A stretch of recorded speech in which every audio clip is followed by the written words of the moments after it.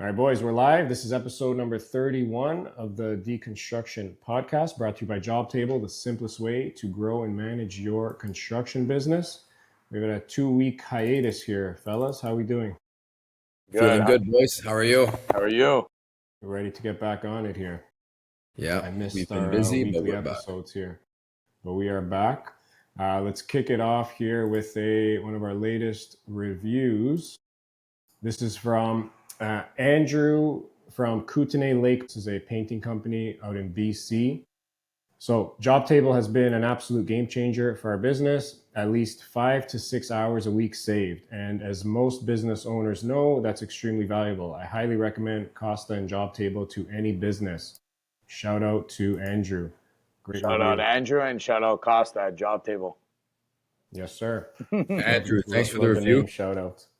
It's actually crazy if you think about it. 5 hours a week, which is actually on the low end of what most people save using Jobtable. But if you think about just take 5 hours a week, 20 hours a month, imagine you're billing yourself at $50, which is super conservative, right? Or $100, we'll say, right?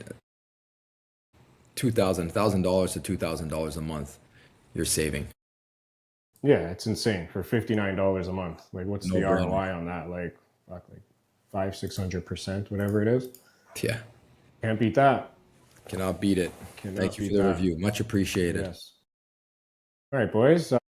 Couple of interesting topics we have on deck today. Let me start it off with this one. I don't know if I didn't even show you guys what we have in store today. So this is A lot going of to times be. you don't. We're going in blind. All right, Me and Johnny never prep for these. All right, so this is an article from. I came across it yesterday, actually, on a bunch of news sites. So, exciting new venture to disrupt home building with modular innovation. So, a bold new enterprise is being launched to help address Canada's housing crisis by transforming how homes are built. Stellumar Advanced Manufacturing Inc., or SAMI, founded by visionary entrepreneur and business leader Peter Gilligan, is a technology company that will harness automation, robotics, and AI to create modular housing solutions at scale never before seen in Canada. Backed by the credibility, experience, and investment of Mattamy Asset Management, the parent company of Mattamy Homes, SAMI will specialize in the advanced manufacturing of residential building components, including modules, wall panels, floor systems, cabinetry, and millwork, all designed to streamline and accelerate the construction of sustainable and livable homes that are more affordable to Canadians. So, actually, in this part here, SAMI sees an exciting opportunity to collaborate with all three levels of government in Canada to help scale production capacity and deliver thousands of homes annually for Canadian families. With deep industry expertise and alignment with the federal government's ambitions for modular housing, SAMI is well positioned to contribute meaningfully to the effort to expand Canada's housing supply and address the housing crisis.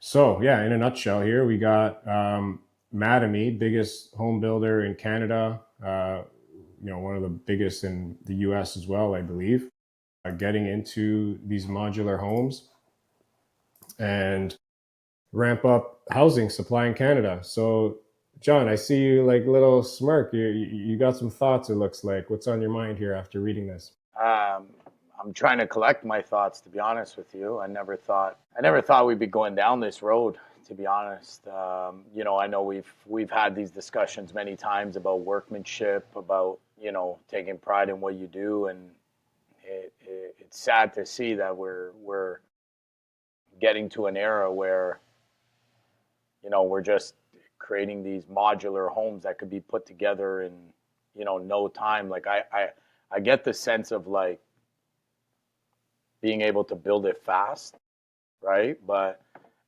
just like a little background story, I remember back in the very early 2000s, I was on a job site, and it was for the builder. I believe it was Green Park, and there was news crew and everything that were there. They dug this home, they put up the foundation, and we got there and we were like, what's going on, right? And they literally brought a modular home, and it was, I think, one of the first, right? Because again, we're going back 20 years at least. And basically, like, one wall had all the plumbing in it, all the electrical, all the HVAC, and this house kind of like just went together like a puzzle, right? And then all the final connections were in the basement. And truthfully, walking into the house after, it was just, you looked around, don't get me wrong, it's a house, right? You got the four walls, you got your windows, the plumbing is there. But you just looked around and everything just looked extremely cheap. How long ago was that? I want to say like 2005, Okay. right? But you'd imagine the quality has changed and improved a lot since then. No, 100%. But, I know the affordability of housing has obviously risen. That's why I said I'm just trying to collect my thoughts on this. Like, can you just imagine a subdivision now full of like a cookie cutter, right? It's like, you're buying four walls, they go up together, they plop the roof on, and like the house is done, right? Obviously, from a speed point of view, it's incredible, right? Like the innovation, 100%, right? The engineering behind it. I don't know. Like, let me pose the question to you guys. Would you guys buy one of those houses? So I was gonna say, so I'm like the opposite. I'm not surprised at all. I remember probably around the same time, 2005, maybe even earlier, like driving through a neighborhood, and it was like exactly like you said, a cookie cutter house neighborhood. There's maybe like house A, B, and C, and then repeat. House A, B, C, repeat, right?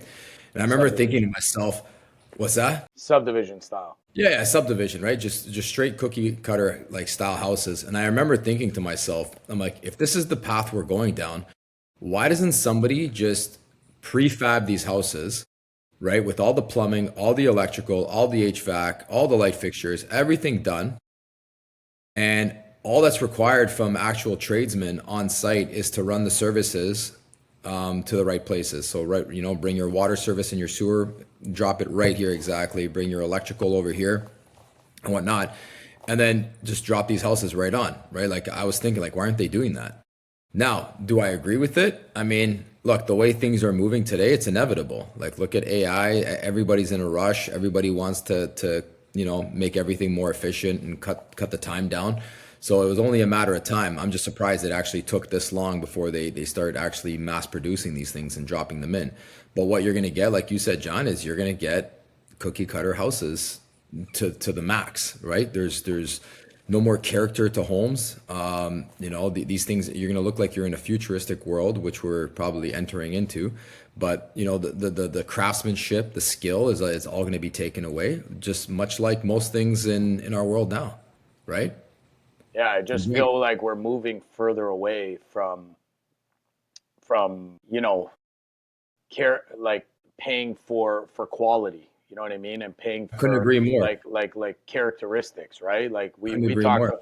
we talked about this. You walk downtown Toronto, I get some people love downtown, and we were all born and raised here, but there's no character. But when you walk downtown, in a European country, everybody's blown away by, oh, how did they do this? How did they do that? Like, it feels like we're moving further away from what our actual skill sets are, and just allowing technology to kind of swoop in and basically dominate, right? And again, like that's where it's very hard to distinguish which path we should go down, because technology has obviously advanced us so much, but at what point, is too much, right? Like, again, like these little cookie cutter homes, like especially here in Canada, we have like strict, like strict inspections. We have strict codes, right? It's like, are these meeting all those codes, right? Yeah, How come but if I go and build a custom home, right, my plumbing has to be done like this? Are these cookie cutter of homes? course. Are they I'm following? sure. I'm sure they're going to meet code, John. But like, with that being said, like, haven't we already chosen the path we're going down? Like, Canada will never be Europe. Has never been Europe. Will never be Europe. Right? We have many differences, and we will continue to do so. Like, I'm pretty sure we've already chosen the path that this country is moving in. Right? So with that being said, is it like the positive is like, yeah, they're going to put up a shit ton of houses, which is going to you know, house all the immigrants coming in. Now, whether you think that's a positive or a negative, that's another discussion.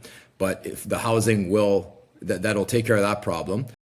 But now, with that being said, where I see like the positive, if anything, it's a motivator for you to try and make more money and earn more. Because if you do, you're not going to live in one of these cookie cutter homes, right? So it becomes irrelevant. Like, yeah, sure, they're not nice to look at. They're going to start overpopulating the cities and whatnot.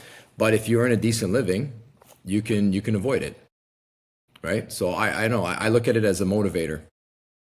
What about you, Costa? What do you think? Yeah, I look at it as kind of a bit of both, right? I think we're past the point of like, oh, do we agree with this or not? It's like, you know, I've been hearing about these modular homes as you guys for like over 10 years now. So like this is really comes at no surprise. What's interesting to me is who's doing it, right? Mattamy, right? So I just doing some quick Google search. So you got one of the best entrepreneurs, like arguably in Canadian history, Peter Gilligan. He's worth $7 billion. I just saw online. Mattamy, biggest home builder in Canada, top 25 in the US. They do about 6 billion in sales. And so if there's anyone that's gonna, you know, do this properly at scale, it's definitely Mattamy.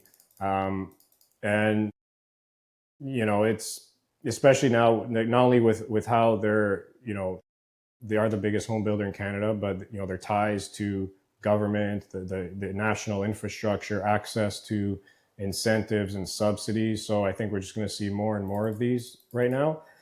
But I kind of disagree a bit with what you guys are saying. I kind of have, you know, as you guys know, I'm a bit more like technologically like inclined, and I see more of the optimist side of things. Like I bet you like these aren't going to look as cookie cutter as you guys might think. Like there probably is a lot of like customization available, and it's just going to get better and better. And like I bet like you probably the average person wouldn't be able to even tell if this is a modular home or not, right?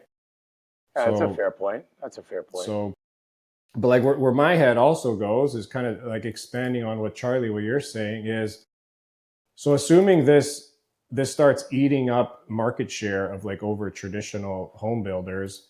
Now, who are the winners and losers in this shift in housing, right? I think that's how people should be thinking, right? So let's break like who would be the winners in this case, right? So for example, like I could see like factory setup, like operation and like maintenance people, like robotics technicians, like, you know, automation engineers, like kind of that stuff. Like that segment is going to definitely ramp up. Who else would be like a winner here? Mattamy Homes. No, like actual specific like industries, like Yeah, I mean the builders who I, are I, installing. no, I wouldn't even say the builders. I'd say more of, you know, like the prefab installers, yeah, like those prefab assembly installers, teams, like yeah, people like assembly that. teams, big factories, a Yes, lot of the building material manufacturers, right? Truck, crane operators to like, you know, yep, take these homes yep, places, like they'll yep. see a Truck spike. drivers to Yeah, transport it, right? Like those are the winners. yeah. But now let's see the catapult of losers, right? Most Who are the likely losers now? Like framers, right? framers. Yeah, Electricians, HVAC Players, guys, roofers. right? Your like blue collar, your laborers, blue collar, general right? laborers, like, Yeah. you know, See, this is the a biggest pr- part. This is the biggest part that I struggle with in all these conversations we have between like what technology is going to do versus what it's not going to do. Obviously, there's pros and cons in each way, but all I see is like especially like something like this. It's like it's just like another tick on the con side of like you're going to get rid of blue collar workers. You know what I mean? Like people with skill set, people who, you know, like they go to work every day, they use their hands, they're craftsmen, right? It's like you're literally going to get rid of a whole sector of people. You know what I mean? And it gets like, let's be honest, it's mainly the middle class. So you got the upper echelons, you know, your Mattamy Homes and you know these major players that, like you said, Costa, they're tied in with government. And who's buying them, right? Well, a lot of people who are buying modular homes, right? because they can't afford the traditional homes or custom built homes or whatever, is going to be more on the lower end of the spectrum, right? So it's like that's always been my worry.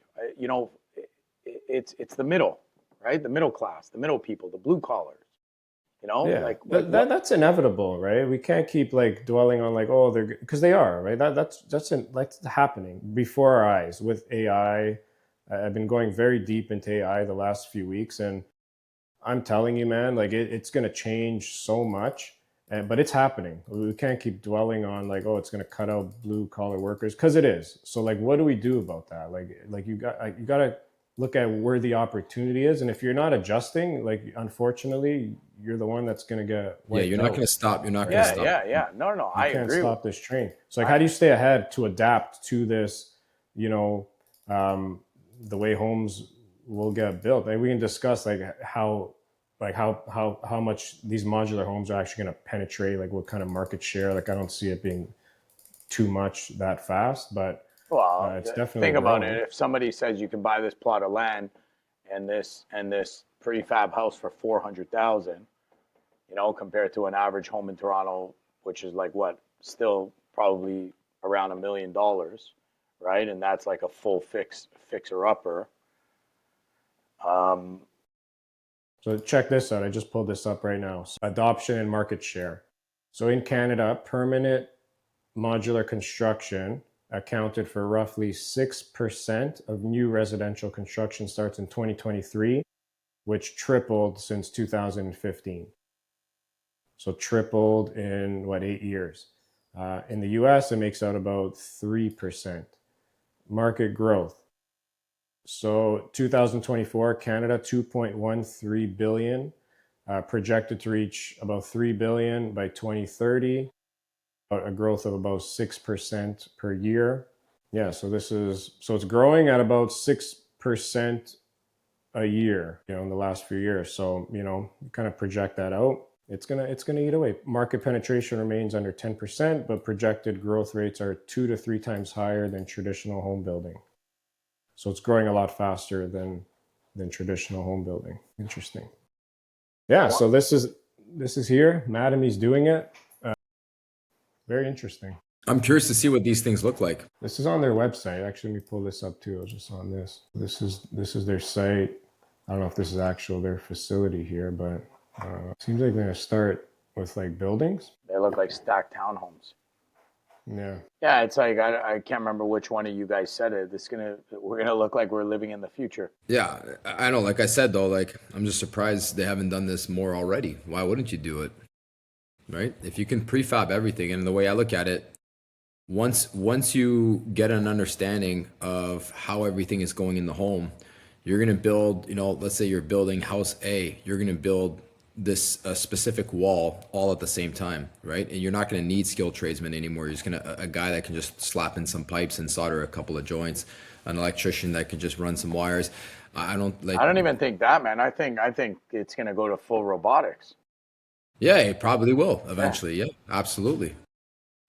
Yeah, that's where it's definitely going. Like I think their facilities are just straight robotics. Yeah. I think this will just, so you talk about like it's going to eliminate a lot of like, jobs and blue collar, but on the flip side, I think it's going to grow a whole new segment or industry in like, like module installation, like automation, like, I think there's going to be a whole new industry or segment that just pops up from this, like a new category of trade almost. Yeah. Yeah, again, like if you ask me my personal opinion, do I like it? No. Is it inevitable? No. Do I think that the pros outweigh the cons? I would have to say that's all in, that's like subjective, right? It's all on the way you look at it. It's like Charlie said, we got a lot of immigrants coming in. They need places to live. Housing is not affordable. So yeah, you're going to be able to house them. And never mind immigrants too. It's like people with kids. Yeah, no, 100%. Yeah. In this day and age, if you're not helping with, you know, your kids out with money, they're not going to buy a home. Yeah.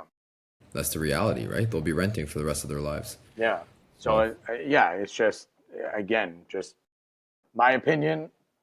You know, just being a tradesman myself, and I'm pretty sure many tradesmen that you talk to will say the same thing. It's like, yeah, like, what, you know, where's the craftsmanship of that? Where's, you know, but then again, you know, I think people will still be building their own custom homes. Um, and I just feel like that gap is just going to, you know, widen and widen, right? Um, and who knows, man? Honestly, like Costa, to your point, how much this is going to evolve over the next 10, 20, 30 years. You might be able to put up an 8,000 square foot home with, you know, a module home, right? There's going to be like infinite upgrades that you can do and actually make it look like just a bunch of tradesmen built it. Yeah, like look, let's call it for what it is. Like these cookie cutter subdivision homes that even Mattamy builds, like the quality's not the greatest. Like there's always shit that's broken. Like you could make the argument that the quality of these would just be more consistent. Mm-hmm.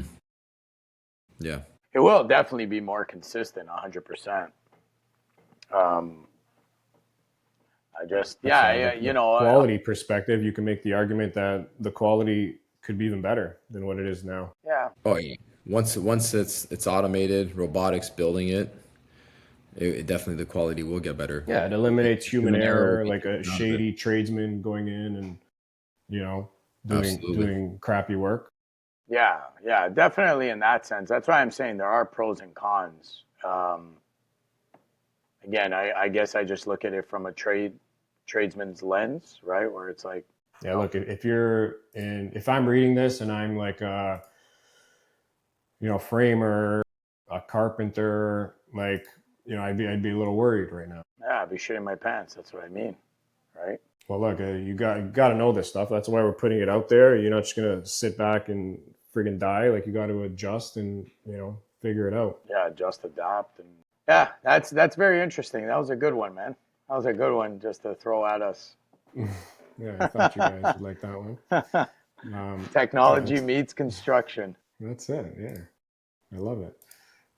Let's go on to the next topic then. So this one is we've been talking about this a lot recently, but I came across this article yesterday. So private project abandonments hit record highs. So I think this is from the US, mind you, but so private developers scrapped more projects in May than in any other month on record, according to the latest data from Cincinnati-based Construct Connect. The Project Stress Index, a measure of construction projects that have been paused, abandoned, or have delayed bid date, increased 11.4% in May. That figure puts project stress 22.8% above 2021 baseline levels. Abandonment activity has continued to rise, reaching its highest reading in over a year. While public sector abandonment activity remains within historic levels, private sector abandonments have reached multi-year highs. Bell pointed to high interest rates and shifting market conditions as key factors reducing project viability. He said those pressures continue to erode developer confidence. So I know we've spoken about this several times. I feel over the last year I feel like we've kind of been reading the tea leaves for quite some time about this. And so from what you guys are, I know this is from the US, but John, from your perspective, are you like nodding your head in like agreement to this? Like you kind of see the same thing that this data is showing, or? Oh yeah. I know, like we said, we've talked about this. Listen, man, we're in a recession. Whether it's the beginning, whether we're just getting into it, that's up still for debate. Definitely, whatever's going on, the banks, governments, they're trying to hide it. They're definitely trying to mask what the real problem is. I think, again, just looking around in our own city, right? Downtown Toronto, which was, probably one of the most booming cities. I think, Charlie, as of like 2022, I think we had the most cranes in the world at one point. because of the amount of building. I think, yeah. Yeah, I It think it was was 2022 yeah, to be. okay, yeah, like whatever. Let's just say around that point, 2020, 2022. Real estate was booming. Um, and now I was reading an article that downtown they have the most developments, specifically condos, that are in receivership, right? Like at historical highs. And you can fact check me on that, Costa, but I believe that's correct as well. And you just see it, right? Like a lot of people are not spending. Again, there's a lot of uncertainty. So if you have this major development project and nobody's buying, you've already coughed up a shit ton of money as a developer. For all the zoning, infrastructure, site services, all that, and you do all that prior to selling out all the units. And then what ends up happening is somebody bought a unit for a certain price. The market is dipping. They no longer, see that unit worth, let's just use a number of $1 million. It's now worth 900. They've already invested 100,000 as a down payment. A lot of times it's cheaper to walk away. So if they walk away, they know that the unit is unsold. Now it happens multiple times, plus no new people are buying the available units. What happens, right? It all comes crashing down. Now, one interesting fact, actually, we had somebody in our office yesterday, and we were just talking to him, and he's an older gentleman. He's done really well for himself, and he's in construction. He's owned a company for what, Charlie, 40 years? Yep. Yeah, and we were just talking about this, kind of like on the same line here. And I asked him blatantly. I'm like, what do you think? Is this something that you've seen before? He goes, yeah. He goes, I've seen this. He goes, normally it used to happen every like 5-7 years, right? You see a little dip, then it picks back up, and you see a little dip. He goes, the problem is we haven't seen this dip in the last 20 years. So the way it's hitting us like compound. You know what I mean? It's a very heavy blow, right? Because there's been so much spending. We haven't hit the recession. We haven't hit a slowdown. So when we do hit it, it's hard, right? So I think that what we're seeing right now in 2025, at least where we are, and obviously, like you said, that's from the United States as well. I think it's unprecedented. I don't think anybody can try to pinpoint exactly what's going on. I think this is new, right? Like we're moving into a technology phase. It's never happened before. And I just think that there's been so much overspending where money was free, and now the rates just go up to 4%, and everybody's like freaking out. Where 4% is really like where rates typically should be, right? Like that's kind of like healthy. And you just see it more and more where a lot of people, they don't have the money. If the bank's not giving them the money, they don't have it. And if the bank did give them the money and they're not able to meet what they thought the projections were of, the buys and, the margins that they were going to hit, because everything's getting tighter now, it's a failed project.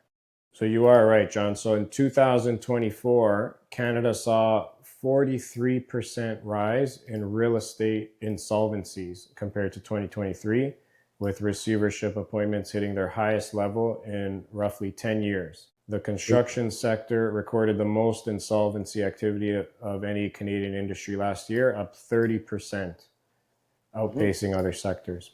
Yeah, and what people have to understand too when we're talking about this, I know it might sound very repetitive, but like construction is the heartbeat of Canada, right? So if something happened, like if we're being hit hard in this sector, we can just imagine what happens to the rest of, the economy, right? Yeah. It's not good, man. It's not. No, it's interesting. Before I even saw this article last weekend, I was at a barbecue, and there's like a bunch of people in the trades, right? From like people who work at unions to like, company owners and whatever. And like, so I spoke to a whole bunch of them, and it was very interesting. The consensus I got from literally every single person I spoke to about how slow it is. So, for example, there's one guy I spoke to. He works for a big company that have about 150 employees, do like high rise electrical, I believe. He said they cut 1/3 of their workforce. So they went from 150 to 100 guys, Yeah, like overnight. like overnight. Yeah. Again, everyone I Is spoke to, same thing. Things are slow. I haven't been this slow before. What's going on? So you are hearing that on the ground quite a bit.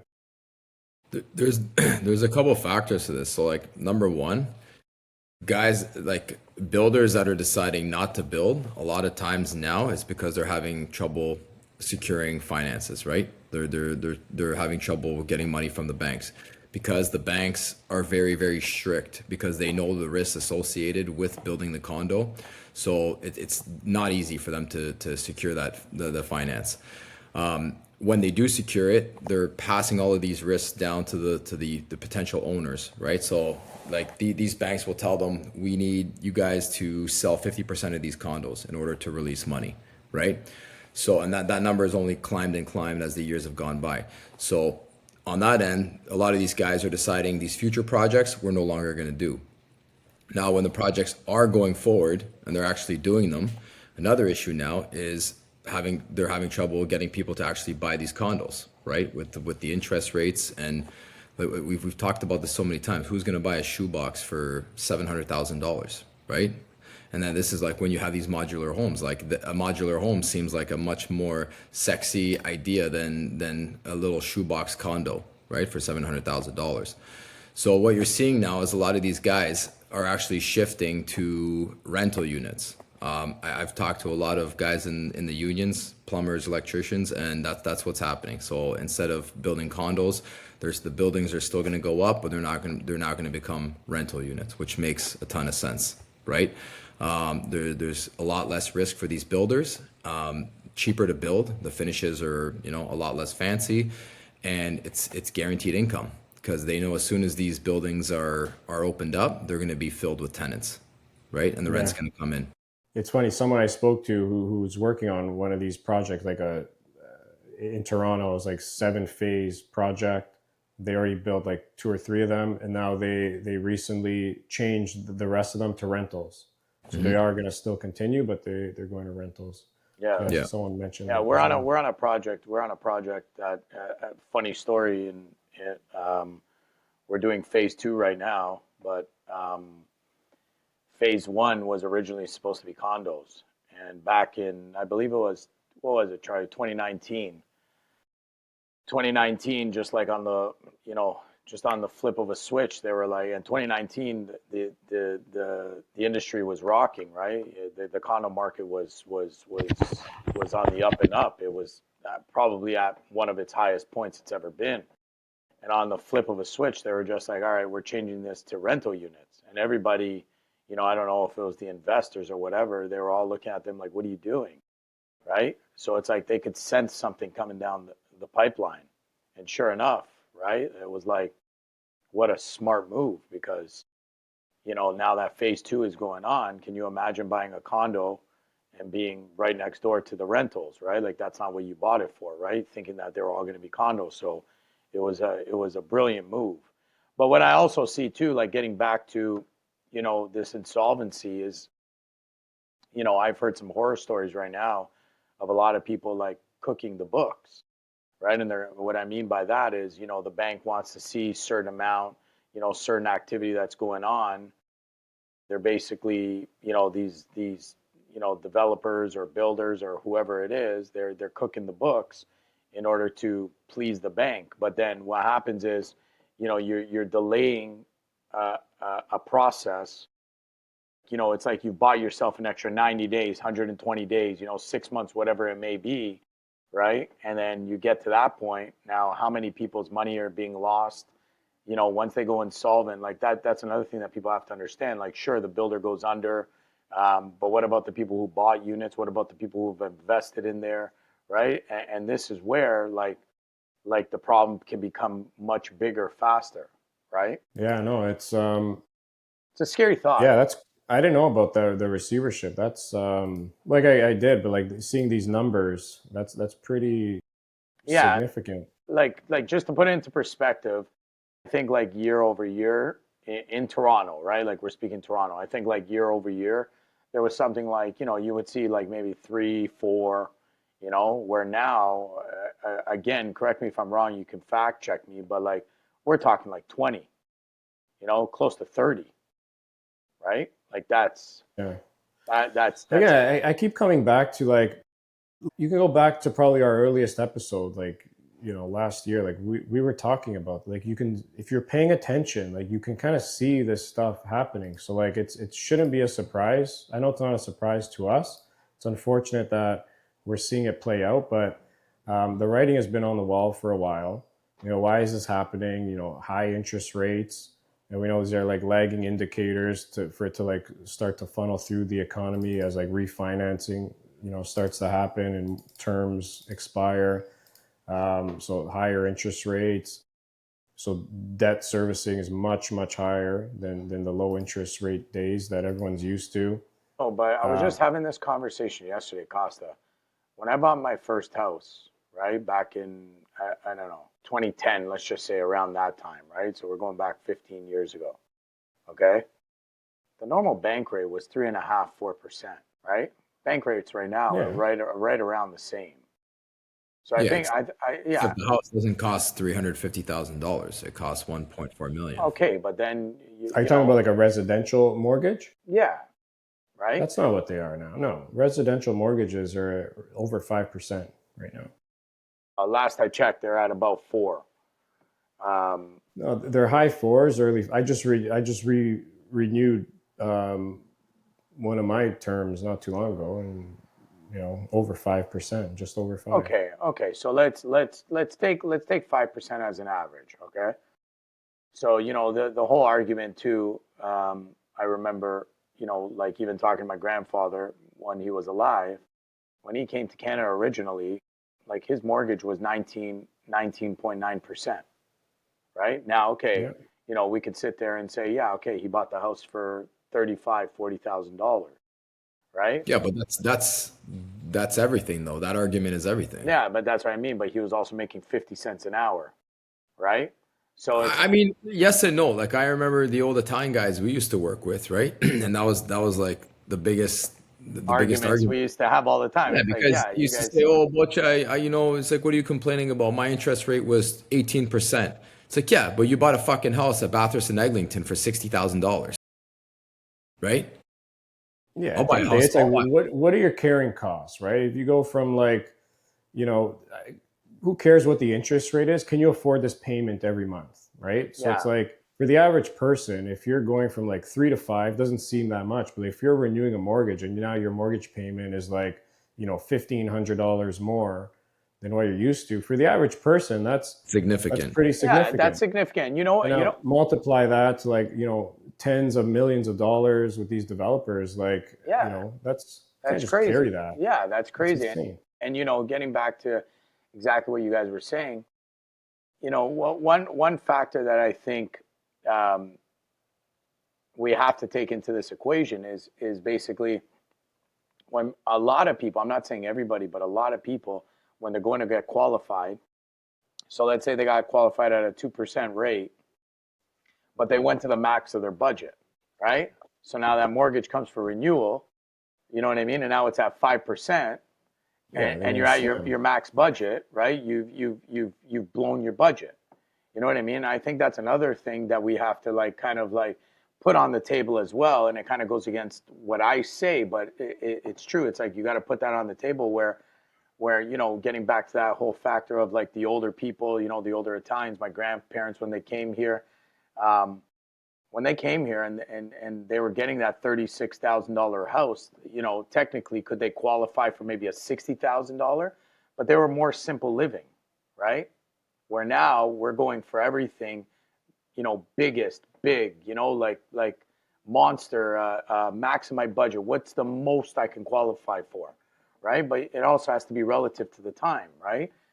And I think that's something that everybody they got to take into account. And again, I know builders and developers take all this risk evaluation into it, and that's where I'm a little bit kind of confused as to why there's so many in receivership, because like you say, Costa, right? And Charlie, like the writing's been on the wall. Like nobody prepared for this. But we didn't even talk like interest rate. That's big part of it. But like now layer on top of the cost of living, inflation, just the daily expenses, like that has skyrocketed too. And I think when you combine those two things, And that's where I come it's back. And that's it's where I come inevitable. back to. And I hate to get always like political, or and I know Charlie says all the time, like control what you can control, and that's probably one of the best models you can live by.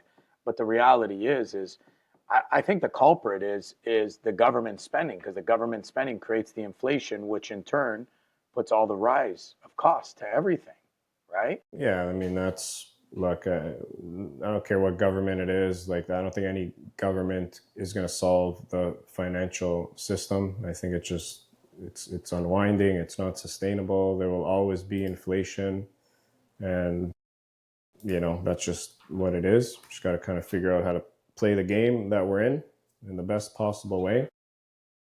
And it's always the people that don't own any assets or hard assets. Those are the ones that are just going to get squeezed.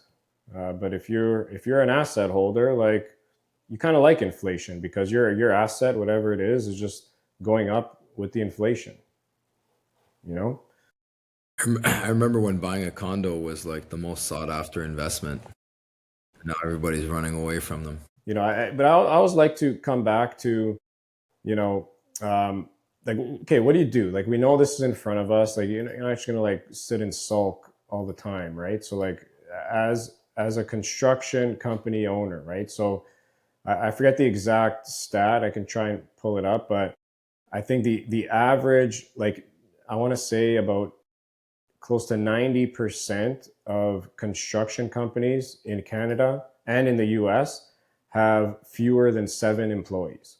So, right, these are generally like smaller companies. And that's in line with like, a lot of our Jobtable clients and probably listeners to this. So, like, if you're one of those guys, right, like, what are you doing right now? Like, how are you, like, your livelihood is on the line, like your back's against the wall. Johnny, if you're one of these guys, like, what are you doing? Like, if your livelihood is on the line, like, what would you do right now? The only thing that comes to mind off the top of my head is just switch my business model to something that's recession proof, right? Service. If I'm a blue collar guy, whether I'm an electrician, I'm a plumber, HVAC, uh, you know, anything like that, I would definitely ramp up on my service. Anybody who's thinking, what am I going to do with my business? How am I going to get more clients? I would, yeah, like I would just go to service, because in the end of it, things are going to break. They need to be fixed, whether there's a recession or not. You're talking about smaller invoices instead of large invoices. Instead of trying to collect $10,000 of a partial payment on a project, you're billing somebody $250. And again, things break all the time where people are not building all the time, right? As we can see right now. So that's the only thing that comes to mind for me. I would definitely switch in that. And then again, if you ask me my personal opinion, is when we talk about assets or even currencies, right? Like I know, Jobtable, we're a big advocate of Bitcoin. We also accept Bitcoin as a form of payment, and for all those people who were against it, you can see as the markets trend and as currencies shift up and down, and you look at the price of Bitcoin, like what is it at right now, Costa? 120, I Yeah, think. close to 150 Canadian. Okay, so when we were having these conversations, 6 years ago, even 4 years ago, 3 years ago, when people are like, "Oh, it's going to crash," right? And it's like, well, kind of move. Service is a good one, definitely a good one. But just to like generalize it, I think just like the ability to pivot, right? You have to keep your ear to the ground, and whether it's service or something else, like look at these high-rise guys, for example, that are set on building condos. They saw it coming, and they started communicating with people that wanted to actually start putting up rental units or doing it themselves, and just the ability to be able to pivot to something else and see these things coming before they actually do, right? What I would do is like if I'm like one of these smaller companies, like the average company, I always tend to default to like a sales hat in situations like this. I know we talked about like, sales solving every problem, but I feel like, let's say I'm a framer, right? And I'm slow, like backs against the wall. Like, what do I do? Like, first thing that comes to my mind is I'm going to go on Google and like do like within like 100 kilometer mile radius of where I live.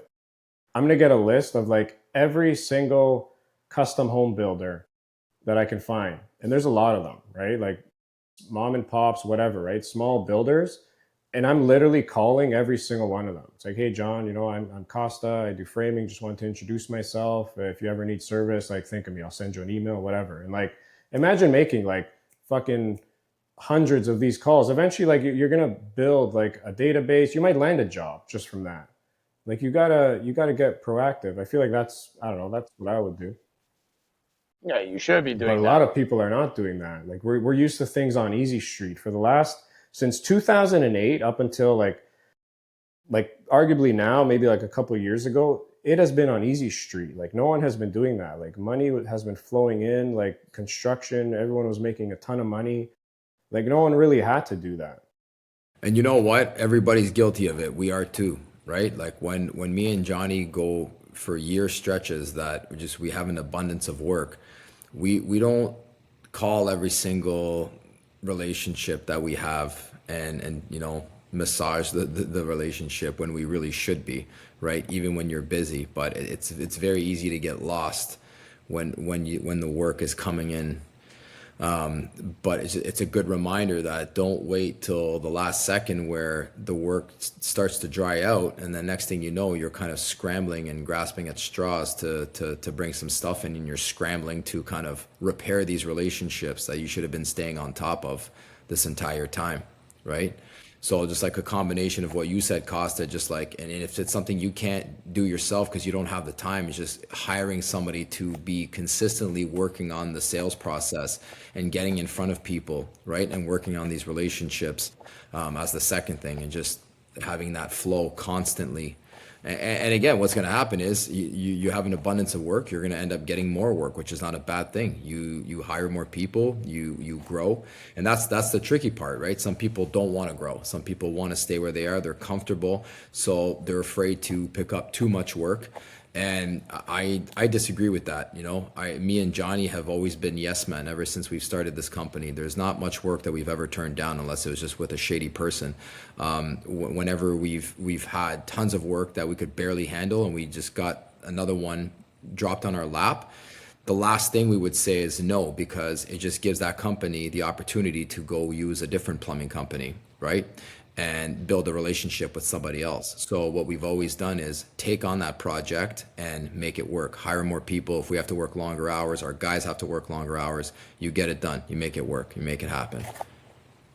Yeah, and another thing, just to like put the icing on top of that question, Costa, to any business owner listening, you at minimum personally and on the business side, you should also always have like at least a 3 or 4 month kind of like reservoir for a runway, right? In case things do happen, it's not like from 1 week to the next, or 1 month to the next. You're just you know you're bankrupt.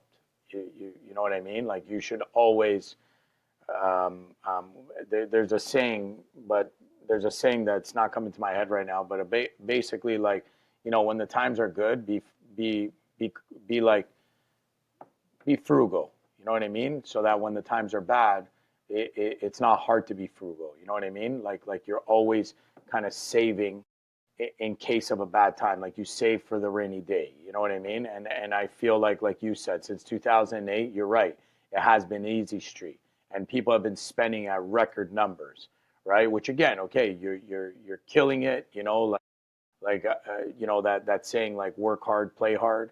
I get that fact, but at the same time, ensure that before you go and play hard while the times were good the way they were, make sure you do have that like little bit of a fallback of money both for the company and personally, that in case something does happen like it's happening right now in the economy, you at least have some type of runway to be able to look left, right, and be able to pivot. You know what I mean? The problem is what I see a lot of times right now is a lot of this. What's happening right now is hit a lot of these small businesses out of nowhere. And I'm not saying that they're complacent. It's just, in all fairness to them, they're wearing so many caps that it's hard, to look upon the horizon, right? Because they're so busy, like what we always say, like they're stuck in their business, right? And the day-to-day operation literally, takes up all their brain capacity. So if you don't have this runway where something like this hits you, and you don't have time to be able to navigate it, even if it is at the 11th hour or 12th hour, then you're dead in the water. You know what I mean? But at least if you don't have runway, like friggin' get on the phone and start getting proactive. Like I said, man, like, old school sales still works. Like pick up that phone. You're gonna connect with people. There's still action happening. You just gotta go find it. Gotta make those connections. I'm a strong believer, man. In this world, I say it many times. It's not what you know, it's who you know, right? And I'm telling you, a lot of people might think that they don't know many people that are builders or whatever. I'm telling you, you have friends. Your friends have friends. Your cousins have friends. Like there's somebody. Just network, man. Network, right? I'm telling you, that one opportunity might be under your nose, and you have no idea, right? Me and Charlie go through this all the time. I was going to say quickly, if you're a contractor and you keep bidding jobs and you're confident you're the lowest price and you never seem to land that job, it's most likely because there's somebody that has a better relationship with that contractor, that builder, and they're just using your number just to get a quote from somebody else, just as a comparison. The reality of the world we live in, whether you want to hear it or not, is you have to network. Like Johnny said, you have to build these relationships because it truly is not what you know, it's who you know. Period. 100%, man. Yeah, couldn't agree more. Before we wrap, I want to share a quick resource that we just put together here. Yeah, I'm excited for this one. Yeah, me too. 12 brutal truths about growing a construction business, what most contractors will never tell you. This is something we put together through a lot of your lived experiences, right? Nearly 20 years of growing a company from 2 guys in a truck to where you are today, employing over 30 guys and growing, still busy. Like, we basically compiled a lot of the main elements that helped you guys, your experiences into this ebook. It's about 5 chapters of very valuable stuff, and we're putting it out there. I'm going to put a link down in the show notes. It's a free download. We want as many people to get this ebook as possible because and the timing of it again couldn't be better. So yeah, really excited. It took us a while to put this together, and it's here. So yeah, and sorry, Costa, to interrupt. Anybody listening, I highly recommend download this, even if you guys read through it and it's like, oh, I knew a lot about this already. It might be a refresher. Like we've said on this show many times, a lot of people that have been in the industry for a long time and have been successful, they hold their cards really close to their chests. And unfortunately, like me and Charlie, when we've come through, we've tried to pick people's brain, but a lot of things we had to learn ourselves. So we try to give as much information here, which we find extremely valuable. And to the few people that we have sent this to as well, just as a little tester, they, very, very high feedback. positive feedback. So anybody listening, definitely go download this. If you own a construction company, it doesn't matter which sector you're in, you're going to want to read this. Yeah, yeah, it's free. I'll put the link below, and make sure you pick it up. All right, boys. This is a good episode. Pleasure as always. Look forward to next week, and we'll talk soon. Later, boys. All right, bye, guys.